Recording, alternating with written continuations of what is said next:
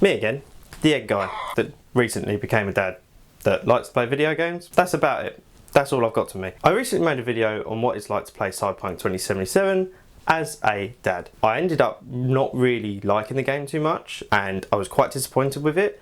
Felt like I went on a bit of a rant, so I wanted to make a video on what it's like to play Elden Ring as a dad. This time round, thoroughly enjoyed the game and I feel like it does more to respect your time as a father than Cyberpunk did, and you might think that's a bit weird and strange because they're two completely different games. Absolutely. You might even think that Elden Ring doesn't respect your time as much as a game like Cyberpunk would, seeing as you can't pause. And I don't really think that's a massive issue. So I want to get into those things. So yeah, this is my opinion on what it's like to play Elden Ring as a dad. Let me give you my overall thoughts and opinions on the game. Obviously, I love it. Everyone loves it. It's a great game. It blew up in 2022 when it came out. The Shadow of the Erdtree DLC is recently released and it's getting a good hype again. So you might be sort of thinking to yourself, should I give this game a go? I've got children. The game's a big game. Is it something I should invest my time into? Absolutely, in my opinion. I kind of think that this game has changed the genre of a lot of other video games that are coming out at the moment. A lot of open world games, combat based games. Elden Ring has been a big inspiration for newer games that have come out or coming out in the future. When this game released back in 2022, I had only played Bloodborne before. I was a little skeptical to dive into Elden Ring, thinking that I'm a bit of a casual gamer. Is this game going to be for me? I heard massive praise on a lot of outlets such as IGN and podcasts that I listened to at the time. So I bought the game, picked it up, started my journey into Elden Ring, and then got COVID. As you can imagine, this was 2022. COVID was still pretty much everywhere, so I had to stay in isolation. As you should, really, if you get COVID. You should stay in isolation, probably, yeah. So I was stuck in isolation for 10 straight days with nothing to do but play Elden Ring. This made me get good. I absolutely fell in love with the game and it made me fall in love with Dark Souls as a series and other Souls-likes in the genre. Before this, like I said, I'd only played Bloodborne and I tried the Surge multiple times but I could just not get into it. After playing Elden Ring, I went back, I played Dark Souls 3 first, I played Dark Souls 1, I played Demon Souls Remake on the PS5, kind of was a bit scared to touch Dark Souls 2, so I thought I'd try Sekiro. I'm absolutely awful, I'm terrible at the game, but I think the game's great. I've also played Liza P and I've tried my hand with Neo. Also shout out to Wolong Fallen Dynasty.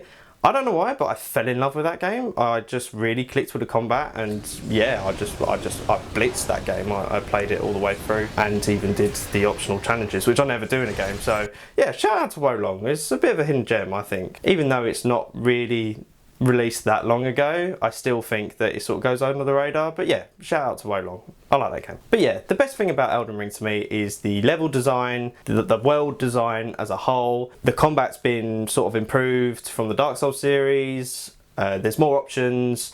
And you really just fall in love with the game for multiple different reasons. You could get lost, you could go exploring, you could just run the bosses. There's multiple different ways to play this game, and because of that, I think that actually it respects your time in a lot of different ways too. So I'm not going to go on and on and on about how much I love Elden Ring, as there's many videos out there explaining why the game's good, and obviously yeah, the game is great. In contrast to that, I wanted to delve into how the game actually respects your time. A lot of people find the difficulty to be too much of a challenge and a bit off-putting, and to them it doesn't respect your time, and I can understand that. It can be tricky, especially some of the later game bosses, but I do think that the game respects your time in a lot of other different ways, and playing it as a parent, you don't have a lot of allocated time for gaming. So, you know, do you want to put your time into Elden Ring or put your time into another game? Something a bit shorter, something that you might be able to complete in an evening. So let's delve into it. How does Elden Ring respect your time? So, as you might be aware, you can't pause this game even if you're playing offline. Now, I'll get into that a little bit later, but I don't think it really disrespects your time by being like this as a game. It would be a nice feature, but like I said, we'll get into that later. You might also be put off by the difficulty and the fact that it will take you multiple attempts on bosses, the fact that you lose your runes if you don't get back to them in time. Now, some might say that the game doesn't respect your time by doing this, but I think the game design of doing it this way, learning the areas that you're in, learning the boss patterns, it actually means that you have to learn the game, overcome that challenge, and the reward that you get in yourself by overcoming that challenge, that feeling, is such an endorphin rush that it outweighs any of the negativity of having, you know, of getting stuck on a boss. And also this game does respect your time in other ways. Let's say you're stuck on a boss, you're fighting it with a sword and a shield, right? That might not be the best way to fight that boss. It might not be the best way to approach those enemies that you're trying to fight, that you're getting stuck on. So the game says, don't worry, you know, you're not on a single line path like you are on most other Dark Souls games. You can go over here, you can go over there, go to this cave, you might find something in the cave that will help you. Then you come back to that boss later on. Instead of fighting it with a sword and shield, all of a sudden you've got a staff and a katana, or you've got a bow and arrow and a load of fire pots. And that might be the way to take out the enemy for you. Every gamer is going to have a different playstyle with this game. Personally, me, when I first played the game, I had a Hoarfrost Stomp on one broadsword and a Bleeds broadsword in the other hand, and I used to double attack. Now, I've replayed this game. I'm currently using the Godskin Peeler with what I call like a Black Flame build, and still a sort of bleed weapon in the other hand, just because sometimes it's really fun to see the boss just disintegrate. Now, you might be thinking that actually that's not good, you know, I've only got a limited amount of time to play this game and you're asking me to go explore all these different caves. Yes, I do understand that, but each gamer can play games different ways. For example, there's a really good thing that I like called guides. Guides, obviously you can look them up online, you can find the best builds that you want that suits your playstyle, you can find where the talismans and the weapons are that will pair well into that playstyle. You can get those items pretty much immediately. Sometimes they're not behind bosses that you have to fight, sometimes they might just be out in the open world.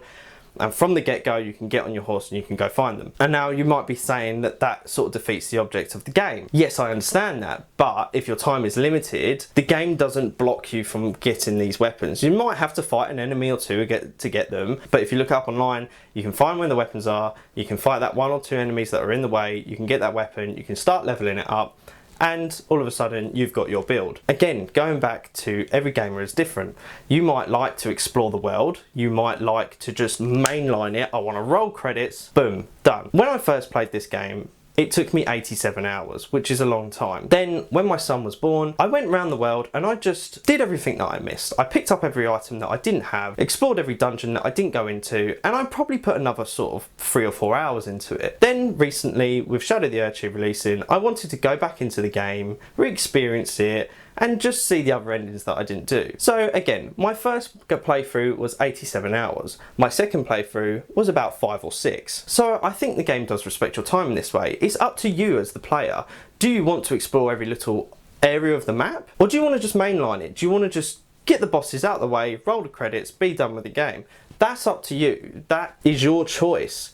If you want to do that, brilliant, go for it. Like I said, the game respects your time by doing this.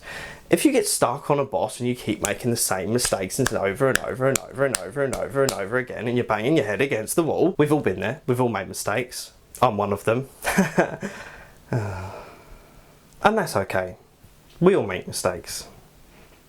But some mistakes are good mistakes. They help you learn. If you weren't making mistakes, you wouldn't be learning. You probably wouldn't be having as much fun with the game. And you learn to love your mistakes. I'm a mistake, my mum loves me. I think. I hope. Now, the game gives you many tools to help you overcome these mistakes. If you keep getting stuck, try a summon, try a different weapon. Like I said, there's plenty of different options, there's plenty of guides online to help you. But also the game knows that you're going to die a lot. And I think it does a lot to respect your time to help you get back into the fights. For example, in Demon Souls, you will light your bonfire at the start of the level, your boss will be right at the end of the level. You have to navigate your way through the level, get to the boss, fight the boss, probably have run out of heals, die, go right back to the start, and you have to then learn a path to run right through to the boss again without losing too much health on the way. Whereas Elden Ring, there's a lot of Site of Graces sort of all around the area. Most of the time when you're about to fight a boss, there'll be a Site of Grace nearby, or there'll be a Stake of Marika. I believe that's how you pronounce it. This means that when you die, you can just respawn right outside that boss. Like I said, the previous Dark Souls games didn't really have this, as far as I know. Some bosses might have had a bonfire to the side or whatever, but from memory, a lot of the time you had to sort of do a boss run, which they're called, to get through the enemies back to the boss to attempt it again, which can be very frustrating, and I think that that doesn't respect your time. However, Elden Ring does respect your time by having these useful tools in the world that will help you play it again and again. And look, there's no harm in playing with summons or playing with co-op. I played with co-op recently. I cannot beat Malekith on my own. I've done it so many times. I had to use a summon and I did it, and that's good. And that was fun and that was fine and I enjoyed myself, but each to their own. If you want to just play it soul level 1, that's up to you. No summons, that's up to you. Bleed build, no bleed, whatever you want. This game allows you to do it in any way that you want, and I think that that means the game respects your time. To me anyway. Now, the only problem I have with the game not necessarily respecting your time is the sheer size of the world. Like I said, my first playthrough was about 87 hours. I don't have that time now that my son's here. But look, it's more of a good thing, right? You know, it's a bigger world than, say, the previous games. I beat Dark Souls 3 in about 25 hours. Would I have wanted to play more of the game? Absolutely, I love the game. If I had beaten Elden Ring in about 25 hours, I would have definitely wanted more. So it's more of a good thing. It can seem a little bit overwhelming, just the sheer size of it. But once you sort of played it and you know where things are, or you watch a lot of speedruns like I do, you know how to navigate the world and run through to the things that you need to pick up and to the bosses you want to fight. Another point I wanted to make is that the fast travel in this game really is helpful. In previous Souls games, you would have to get to a bonfire to fast travel. You'd sit down, you'd go onto the list, you'd go through the list, you'd find where you want to travel to, and then you would then travel. In this game, as long as you're not in a dungeon or in a boss fight, you can pretty much fast travel whenever. You're just out in the open world. I'm a bit bored of what I've been seeing. I'm going to go back to that boss that I struggled on earlier. Or, you know, if the boss is driving you nuts, you can fast travel over to an area you haven't explored before and just have a look around and see what you can find. So I think the fast travel is really, really helpful in this game compared to a lot of other games. I think most open world games nowadays you can pretty much fast travel whenever, but I noticed when I played Cyberpunk that you'd have to get to a little station to be able to fast travel somewhere else, and that sort of wound me up a little bit. So I really appreciate that you can just fast travel to any site of grace pretty much whenever you want to. I think it respects your time quite a lot that way. Now, what's it like playing this game while supervising children? Like I said, not being able to pause the game can be a bit of an issue here. Even when you're playing offline, you can't pause the game in world.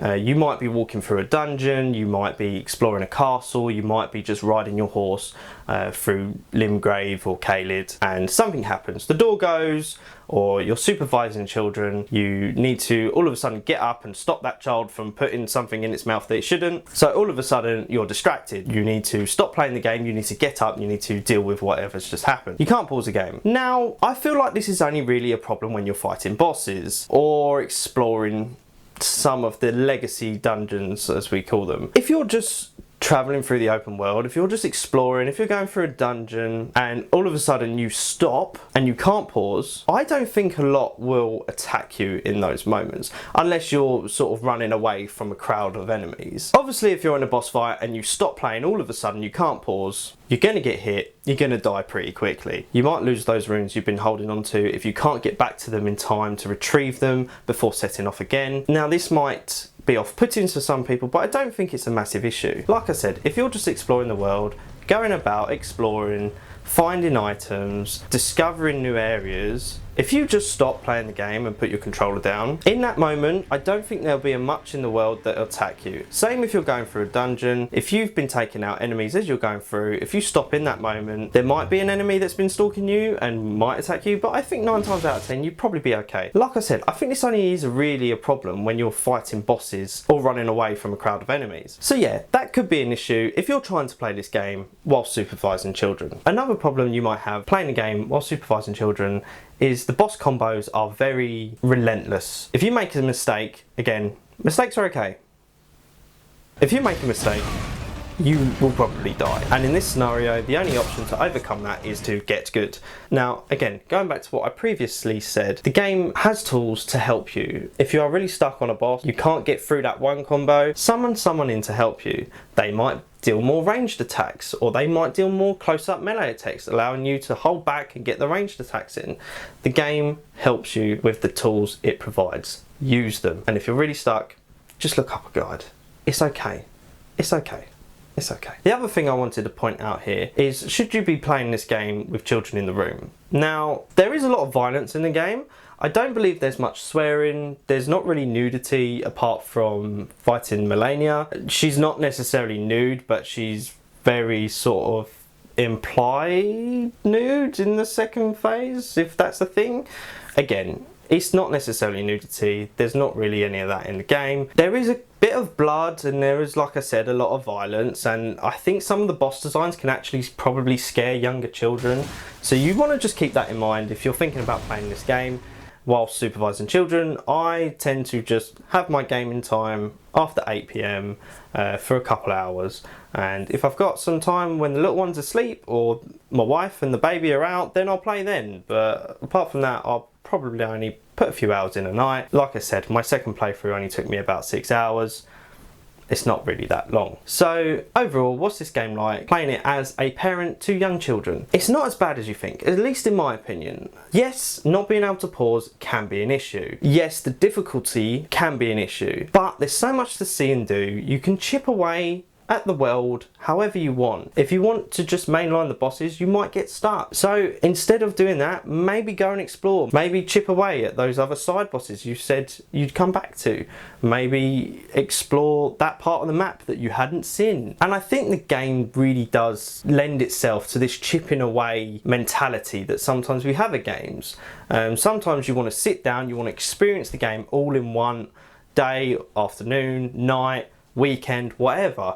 You might want to mainline it. But I think Elden Ring more sort of lends itself to chipping away at it night by night. Just explore that one castle, just explore that one dungeon, just explore this one area of the map. Chip away at it and you'll have a great time. You'll learn bosses, you'll learn where the items are that you want, and you'll replay it over and over again like I have myself. I think also that playing the game has helped me become more of a patient person. I used to have quite a short fuse when it came to games. If I was stuck and I wasn't having fun, I put the game down and I move on. However, this game has helped me learn to be patient, try and try and try again and learn. And patience isn't a bad thing to learn, especially as a parent. I always try to be as patient as I can. I've only got a young child, but I know when he's older, the back chatting is going to be off the hook. So I need to stock up on my patience as much as I can now. So this has been my opinion on what it's like to play Elden Ring as a father. Again, I genuinely think that the game respects your time more than you might think. Yes, the difficulty